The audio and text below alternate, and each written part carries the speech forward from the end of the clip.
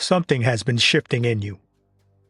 Not with a crash, not with a clear before and after moment you could point to on a calendar. Just quietly. The way fog arrives before you notice it has. The things that used to make sense, the ambition, the noise, the full calendar, the constant motion forward, have started to feel strange.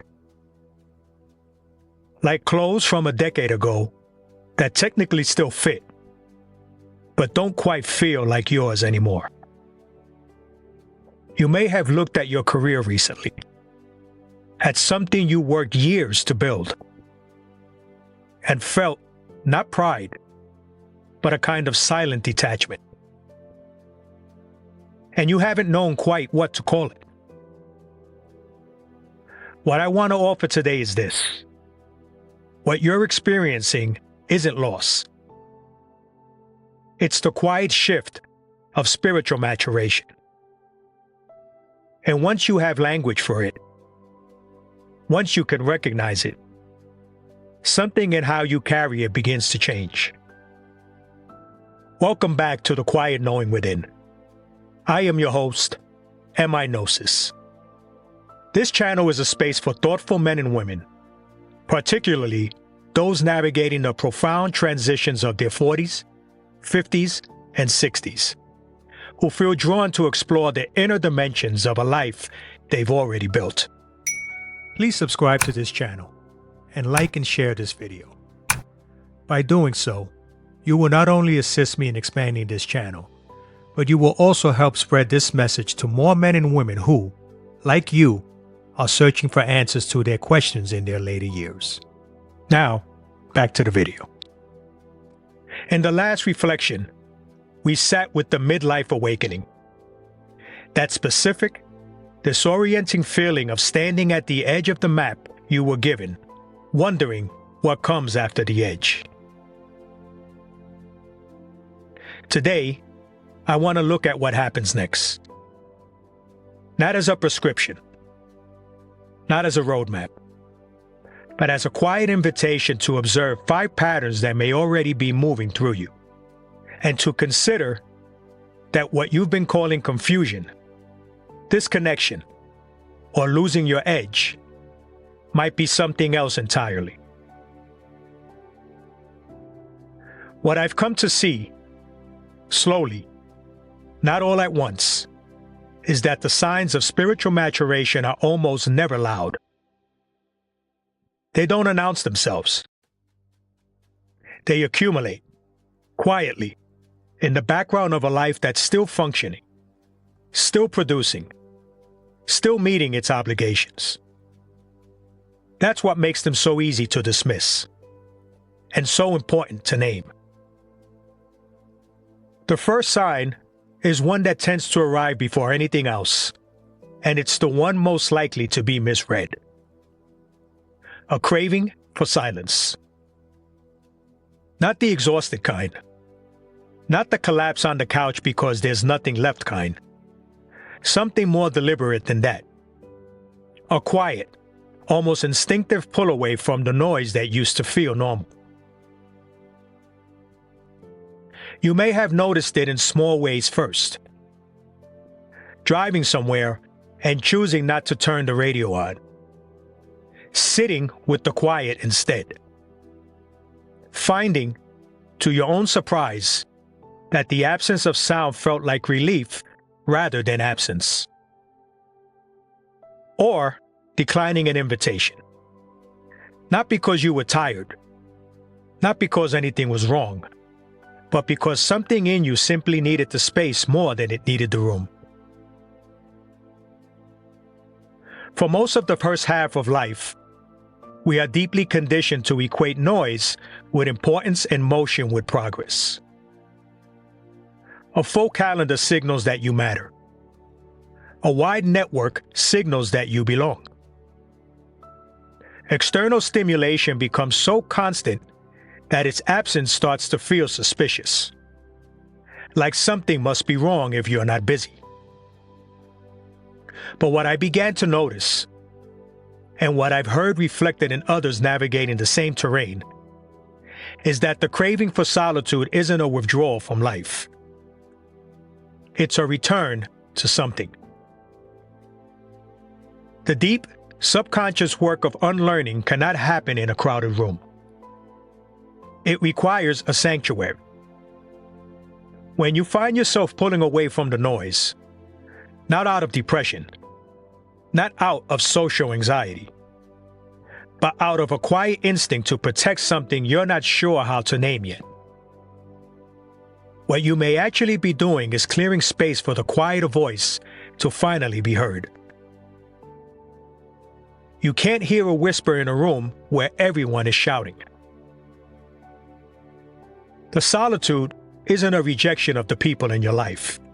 It's the beginning of a conversation with yourself that has been waiting, patiently, persistently, for the room to empty out enough to begin. There's a particular quality of mind that tends to soften as this shift deepens. If you've noticed it, you may have found it disorienting at first. The things you were once absolutely certain about, the positions you would have defended without hesitation, the beliefs that felt as solid and permanent as load-bearing walls, have started to feel less certain. Not collapsed, just less urgent. When we're younger, certainty feels like safety. We build our identities around what we know, and more importantly, around what we are right about. We adopt rigid worldviews, political, religious, philosophical, not because we examine them carefully, but because they gave the developing ego something stable to stand on. Certainty is scaffolding. And in the first half of life, scaffolding is necessary. But what I began to see, in my own experience and in patterns of people navigating the same transition, is that spiritual maturation tends to loosen the grip on the scaffolding. You may notice that you've lost your appetite for fierce debate. That when someone expresses an opposing view, you no longer feel that immediate, fiery need to correct them or defend your position. Instead, something closer in curiosity arises. You find yourself saying, "I don't know," more often. And, this is the part worth sitting for, it doesn't feel like defeat. It feels like relief. What's happening in that moment is something genuinely significant. The mind is expanding its capacity to hold paradox, to allow that two contradictory things might both be partially true, to understand that the universe rarely operates in the sharp contrast that was so useful to the younger ego. Right and wrong, us and them, success and failure, but breeds instantly in an infinite, complex spectrum. This is not the same as having no convictions. It's something more honest than conviction. It's the quiet courage to stand in what you don't know yet, without immediately reaching for the comfort of a conclusion. And almost always, this softening of certainty arrives alongside something unexpected: compassion. For others who are still where you were, and, perhaps most meaningfully, for the younger version of yourself who was so desperately certain, whose rigid beliefs were not arrogance but armor, who needed the wall because the world felt too vast without one. Spiritual maturation is, in part, the slow, quiet process of recognizing that you no longer need the wall to feel safe.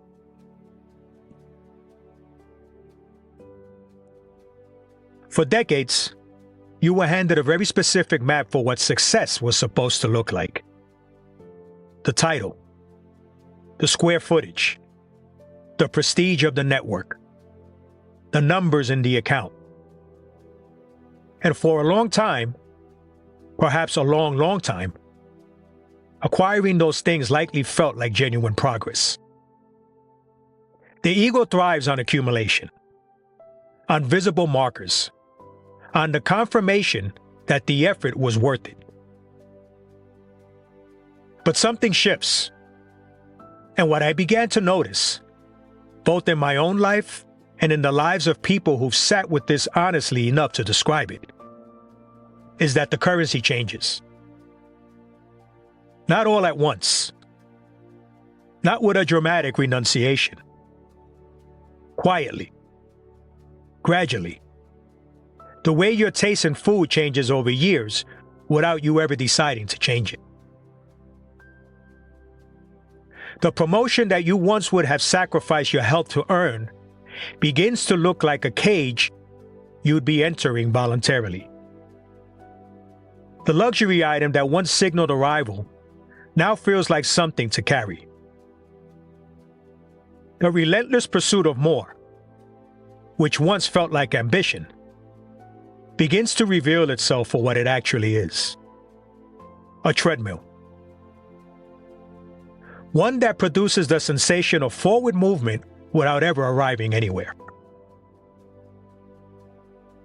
You may notice that the new currency looks completely different to the people around you. Peace of mind, the quality of your sleep, the depth of a breath taken without urgency, unstructured time, not scheduled, not productive, not in service of any outcome, just time that belongs to you. Authenticity over performance, presence over production. The people around you might read this as lost ambition, a softening of drive, a kind of giving up. What I want to offer is a different way to hold that. The ambition hasn't disappeared. It has been redirected. You are no longer fiercely ambitious for the world's applause, a stage that was never as stable as it appeared. You have become quietly ambitious for something more difficult to achieve and more difficult to lose: the tranquility of your own inner life. As the internal landscape shifts, it's almost inevitable that the external one follows. And nowhere is this felt more personally or more painfully than in relationships. Spiritual maturation forces a quiet audit, not a dramatic one, usually. Not a decision you sit down and make, but a gradual, undeniable clarity about which relationships are genuinely reciprocal, which ones feed something real, and which ones are built on older foundations that no longer hold. Foundations made of who you used to be, or who you agreed to perform being. You may find that friendships you've held for decades have begun to feel hollow in ways you can't quite justify. That conversations revolving around complaint, gossip, or the surface level mechanics of daily life now cost you something. A kind of energy you used to have and no longer want to spend.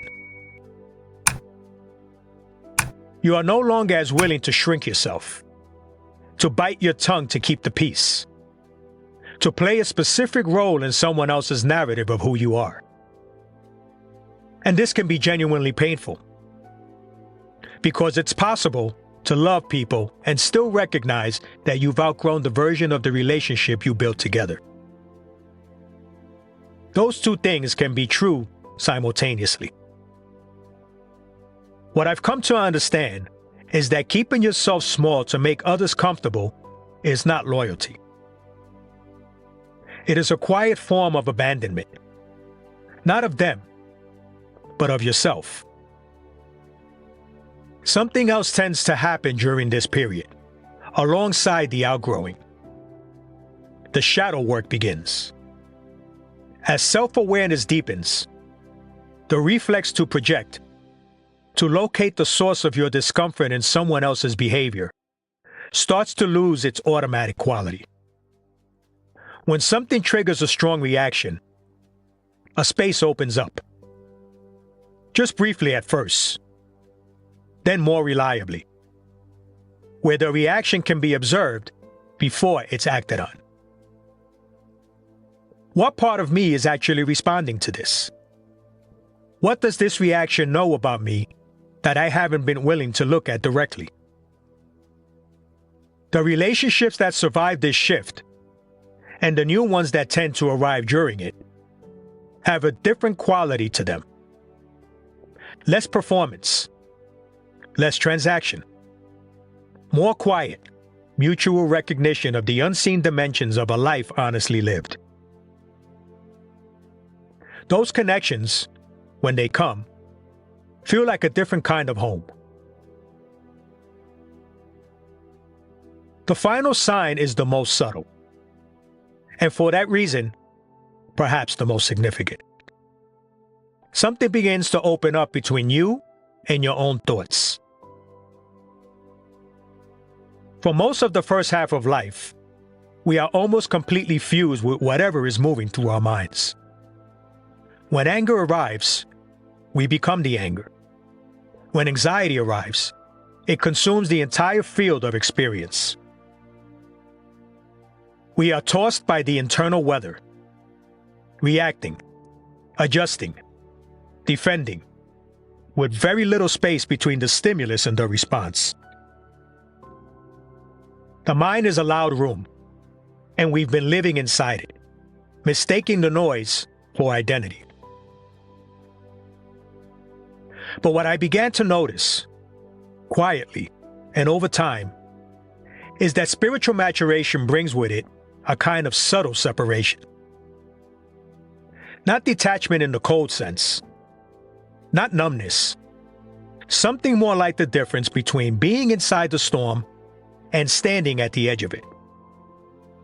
You begin to realize that you are not the voice in your head. You are the awareness that is listening to it. This is not a philosophical abstraction. It shows up in ordinary moments.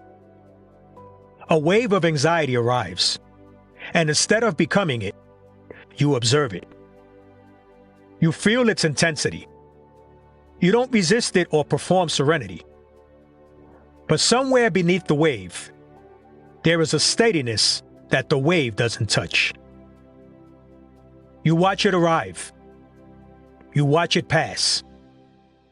And over time, gradually, not all at once, you begin to trust that it will. This is what I understand the quiet knowing within to actually mean. Not a mystical state reserved for people who have reached some elevated level of spiritual achievement, but the lived, ordinary experience of developing an inner anchor that doesn't depend on external conditions remaining stable. The external world will always be unpredictable. That is not a problem to be solved. It's simply the nature of the external world. What shifts in the second half of life, for those willing to do the quiet work, is the relationship between the turbulence outside and the quality of the ground beneath. You are no longer a passenger being thrown around by the waves of your own psychology. You are, slowly and imperfectly, and genuinely, becoming the observer standing on the shore. Watching, understanding, choosing. I want to leave you with something simple, not a conclusion, because this kind of shift doesn't resolve into one, but a question worth carrying. Of the 5 signs we sat with today, the pull towards solitude, the softening of certainty, the changing sense of what success means, the quiet auditing of relationships, the slow emergence of the observer. Which one recognized you? Not which one you chose. Which one arrived before you named it? That's the one worth sitting with a little longer. If this reflection names something you've been carrying without language, I'd be glad to know. Leave a comment below. Not a reaction, not a summary, just what's true for you right now. And if you haven't yet subscribed to The Quiet Knowing Within, this channel exists for exactly this kind of company. Thoughtful individuals navigating the deeper, unseen dimensions of life, honestly examined.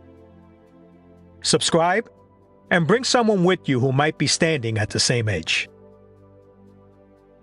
In the next reflection, we'll continue this journey with something that sits underneath everything we've explored today. Unlearning your past. The secret to finding peace after 40. What it actually means to release the expectations of a life built for a version of yourself that no longer fits. What feels like isolation is often the necessary quiet required to finally hear yourself thinking. Keep observing, keep unlearning, and trust the patterns that are moving beneath the surface. Until next time, I'll see you in the next reflection.